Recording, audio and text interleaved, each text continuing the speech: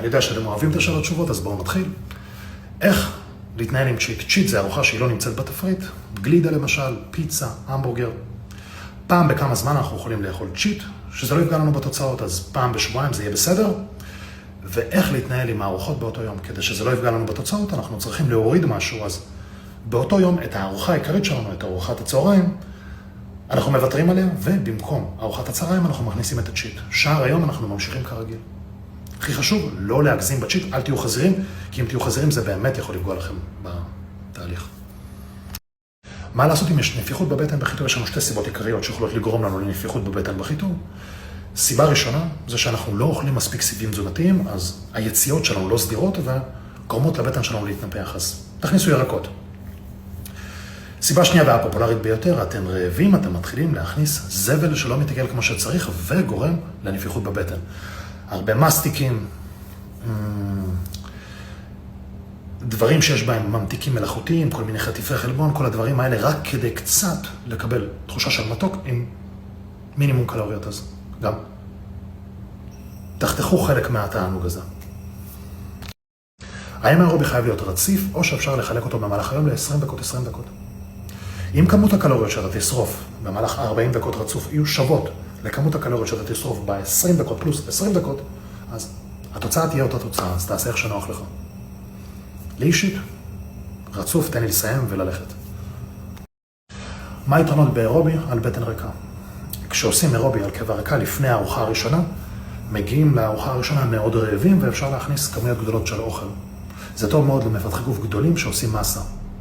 אבל לבן אדם הרגיל שרוצה רק להתחתב, אז אין הבדל בכמות השומן שאתה יורד, אם תשרוף 200 קלוריות בבוקר על קיבה ריקה, או שתשרוף את אותם 200 קלוריות איפשהו במהלך היום. אז תעשו את האירובי מתי שנוח לכם. מה אפשר לעשות עם אי סימטריה בחזה? אני קובל את השאלה הזאת 3 פעמים, בכל פעם שאני עושה שאלות תשובות, ואני 10 שנים מכין מתחרים לתחרות פיתוח, בחיים לא ראיתי אי סימטריה בחזה. איפה אתם רואים את הדבר הזה? מה זה אומר? מה זה אי סימטריה? אחד גדול, אחד קטן? אחד קצר, אחד ארוך. מה אתם רואים? אי סימטריה. עכשיו ברצינות, אם מדברים על אי סימטריה בחזה, אם חזה אחד קצת יותר גדול מהשני, אתם סתם בהזיה, פשוט תמשיכו להתאמן, הכל בסדר, אבל יש משהו שאין דרך לתקן אותו. החזה שלנו, כמו שאתם רואים, הוא מתחבר לאורך כל הפס הזה, ומבחינה גנטית, חזה אחד יכול להיות קצת יותר גבוה, חזה אחד יכול להיות קצת יותר נמוך. הם לא סימטריים ב100% ואין שום דרך לתקן את זה. ככה נולדתם וככה תמשיכו. תמשיכו להתאמן, תמשיכו לגדול. זה לא כזה רע, רק אתם שמים לב לדברים האלה.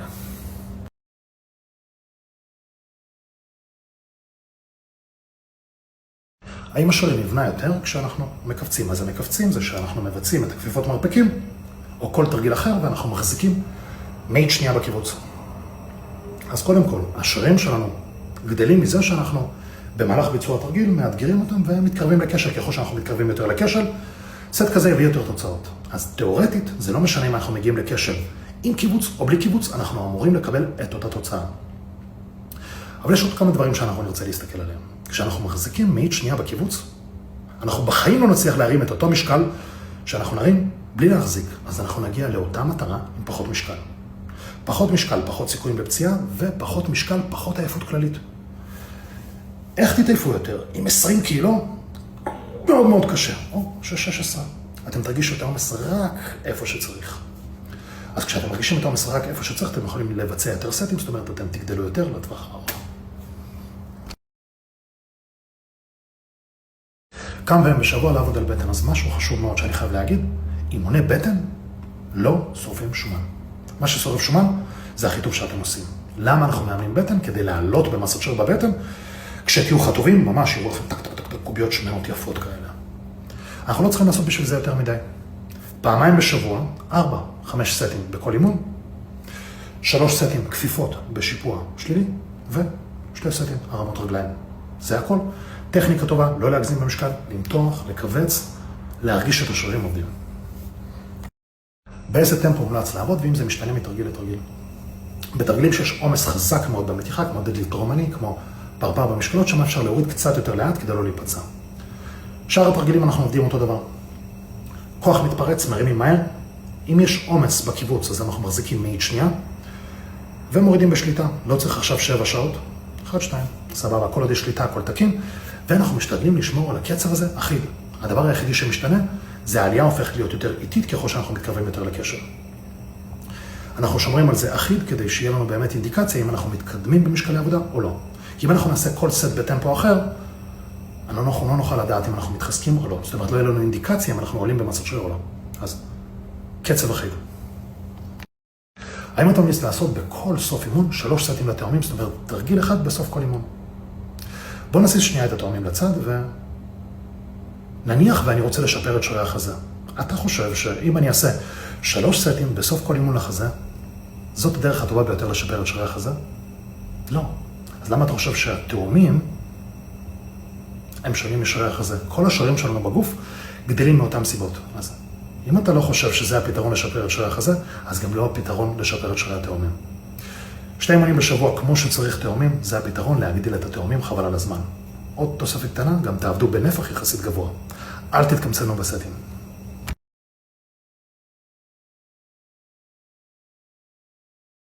אמרת שלמקסימום דיוק שוקלים לפני, אבל בפועל אני אוכל את האוכל אחרי בישול. 100 גרם אורז, 80 גרם פחמימה, לא משנה איך תבשל אותו, קצת מים או הרבה, ה-80 גרם פחמימה נשאר 80 גרם פחמימה, אז זה מדויק בטירוף. עכשיו, אם היית שוקל את האוכל אחרי בישול, אתה לא באמת יודע לדייק כמה זמן החזה העוף היה על המחבת, כמה משקל הוא איבד, כמה מים הוא איבד, כי במים אין ערכים. אותו דבר באורז. כמה מים שמת, אם שמת קצת יותר, קצת פחות. אז הכי מדויק זה לשקול לפני.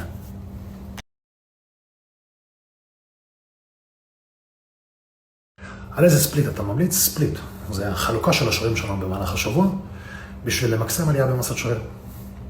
גברים, 4 אימונים בשבוע, push pull legs בתוכנית זזה. נשים, 3 אימונים בשבוע, upper lower, אבל פעמיים lower, פעמיים גוף תחתון, ופעם אחת גוף עליון. זה הכל. החלוקה הזאת תביא לכם מקסימום מסת שריר, וגם תשמור על הפרופורציות שלכם בהתאם למין שלכם. גברים יהיו גדולים בגוף העליון, הכל יהיה מאוזן, ונשים הפוך. גוף עליון צנוע עם ישבן וחלק גוף תחתון מפותח.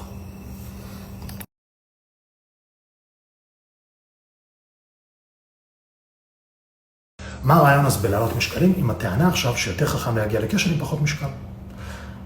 מה שמביא אותנו לתוצאה זה הקרבה לקשר, אנחנו יכולים להיקשר עם 15, אנחנו יכולים להיקשר עם 20.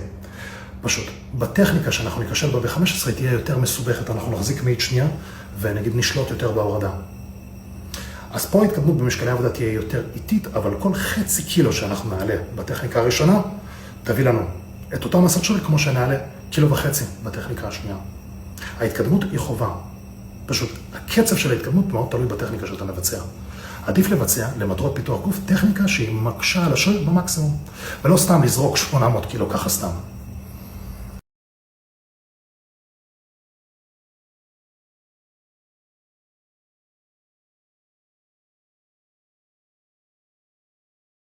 אתה מעלה תוצאות, אבל כמה זמן בין תמונה לתמונה? כשהייתי מעלה את התוצאות והייתי רושם חודשיים שינוי.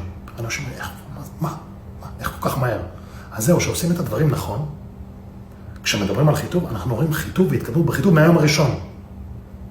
אז אנשים לא, הם רגילים לסטנדרטים הרגילים של המאמנים הרגילים אוקיי, אנחנו מתחילים עם חיתוב, רק חודש הבא נתחיל לזוז. לא, כשעושים חיתוב נכון, מתחילים להתחתב מהיום הראשון. כבר מחר אתה יותר חתוב מהיום.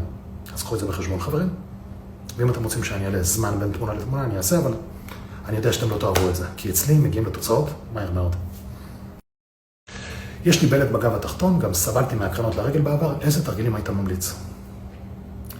יש לנו שרירים שהם מייצבים את החלק התחתון של עמוד השדרה, את הגב התחתון, והם עוזרים לכל החבילה הזאת להיות אדוקה וחזקה. ברגע שהם חלשים ולא עושים את התפקיד שלהם, כל העומס הולך לגב התחתון, ומשם אנחנו מתקלים בבעיות האלה. כדי לשים את הבעיות האלה מאחורינו, אנחנו צריכים לטפח את השרירים האלה, אנחנו צריכים לעבוד על שרירי הבטן, במיוחד על המייצבים, ופלנק צידי יהיה תרגיל מושלם. כדי לחזק את שרירי השמן, אנחנו צריכים 2 תרגילים. דדליפט רומני עם משקולת אחת בודדת, משקל קל כדי שזה לא אחד, והיפ-טרסט. תעשי את 3 התרגילים האלה ממש בעדינות. תדאגי ששום דבר לא כואב ולא צריך גם להגיע לכשל, וברגע שהאזורים האלה מתחזקים, בום, הגב שלך כמו מברזל. וגם למה הקפצתי זה? וגם אני ממליץ לחזק נקודתית את זוקפי הגב. איך להתקדם במשקלי עבודה במסה מרגישה תקועה. קודם כל התאוששות, לישון כמו שצריך ולהיצמד לתפריט תזונה שיאפשר לך להתאושש כמו שצריך. עומסים, לא להתאמן 6 פעמים בשבוע, לא לעשות מיליון סטים. כל תרגיל 2-3 סטים מספיק מעל ומעבר. והכי חשוב כדי להתקדם במשקלי עבודה, צריכה לדעת לעשות חימום כמו שצריך. פירמידה עולה לדעת לגשת לסט העבודה הראשון עם מקסימום כוח. לא יודע אם עזרתי, נראה לי תסבכתי אותך עוד יותר.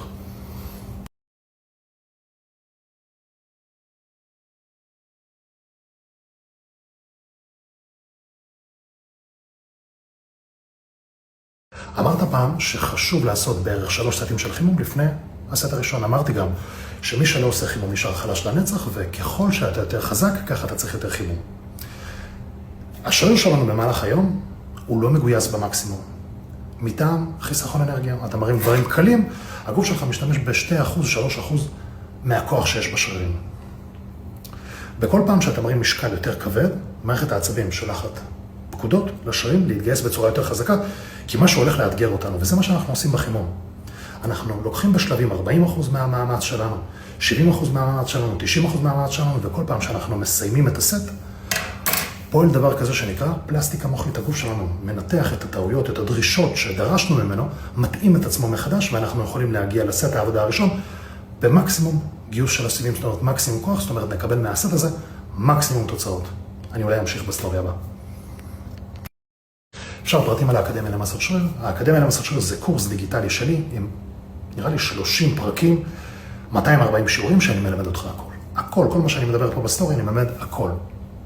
איך לבנות לעצמך תוכנית אימונים, באיזה טווח חזרות לעבוד, איך לבחור את התרגילים, באיזה עצימות לעבוד, איך לעשות לעצמך תפריט תזונה, איך לשנות אותו כל פעם שאתה מתקדם, איך לבצע את התרגילים, אני אפילו בעצמי לא זוכר את הפרקים מרוב שיש כל כך הרבה פרקים. בקיצור, הכל. אם אתה רוצה קצת מידע, סילבוס, תשאיר לי פה פרטים באתר, אני חוזר אליך ואנחנו מתקדמים. למה ריצה בכי טוב זה לא טוב? קודם כל, כשאנחנו רצים, זה קשה. וכשזה קשה, זה דורש התאוששות. ואם אנחנו נמצאים בחוסר התאוששות, אנחנו יורדים במשקלי עבודה, זאת אומרת יורדים במסת שריר. עכשיו, ריצה והליכה. כשאנחנו עושים הליכה, מקור האנרגיה העיקרי שלנו זה שומן. כשאנחנו עושים ריצה זה שומן, אבל גם הרבה גליקוגן, כי ריצה זה קשה. וכשמאגרי הגליקוגן שלנו מתרוקנים, הגוף שלנו מפריש הורמוני רעב כדי למלות אותם ולטעון אותם מחדש. ריצה תגרום לנו להיות הרבה יותר רעבים. ומה האסון הגדול ביותר בכי טוב? זה להיות רעב, זה קשה. אנחנו נופלים. עכשיו, עוד דבר שאני רוצה לסכם, ההבדל בין כמות הקלוריות שאתם שורפים בהליכה ובריצה